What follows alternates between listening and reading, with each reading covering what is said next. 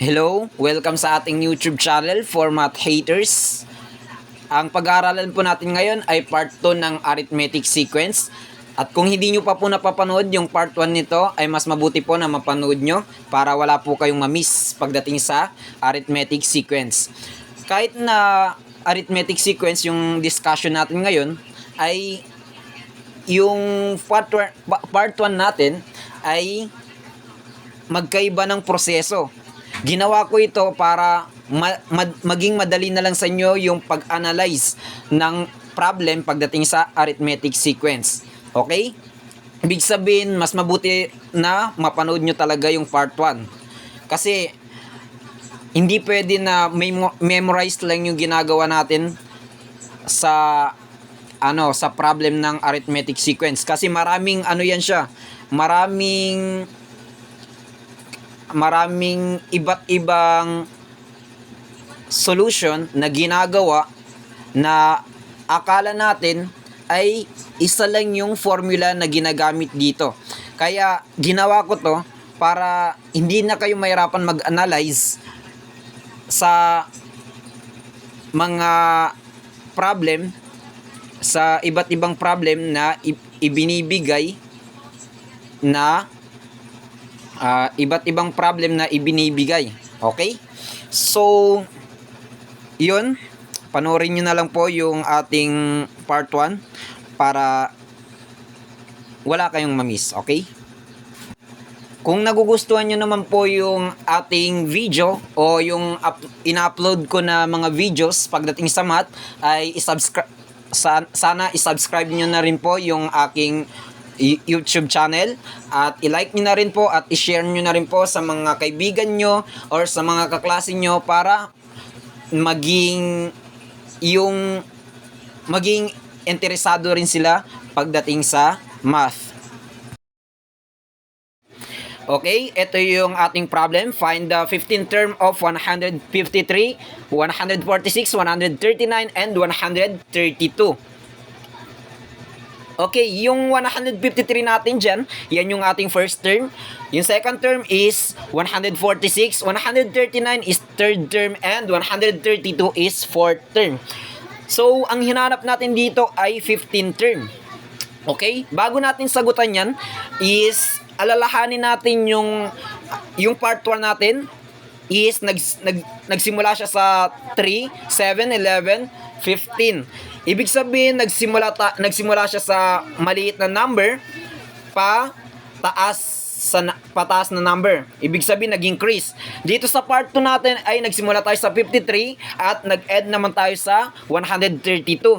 Ibig sabihin, yung number na nagsimula tayo sa malaking number, tapos hanggang sa bumaba ito. Ibig sabihin, nag-decrease yung number natin dito sa ating problem. Itong part 2 natin. Okay? So, paalala lang.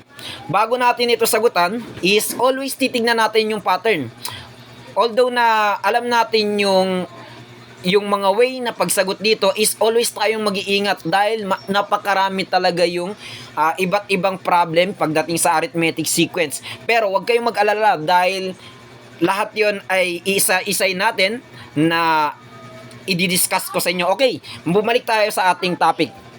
Okay? Para masagutan itong problem natin dito sa part 2. Okay, magsisimula tayo sa yung first term natin na 153. Then yung second term na 146. Ang gagawin natin dyan is 153 minus 146 equals to 7. Ibig sabihin, yung 7 na yan yung gap natin. Yan yung pagitan ng 153 at saka 146. Okay.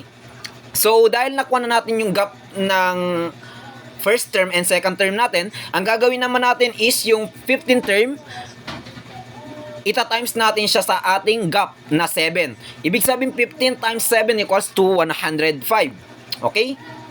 So, third term. Punta naman tayo sa third term. Okay, yung third term natin is yung first term natin, yung 153, ima-minus naman natin siya dun sa value ng ating second term. Second step, okay? Yung 105, okay?